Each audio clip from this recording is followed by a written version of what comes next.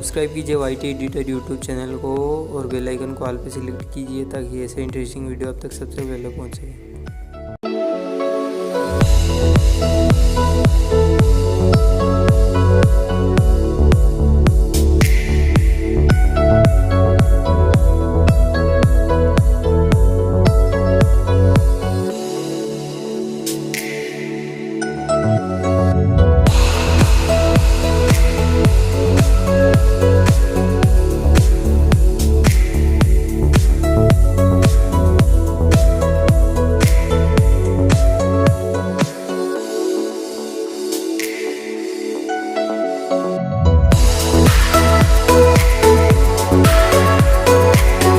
Subscribe कीजिए YT editor YouTube channel को और बेल आइकन को ऑल पे सिलेक्ट कीजिए ताकि ऐसे इंटरेस्टिंग वीडियो आप तक सबसे पहले पहुंचे।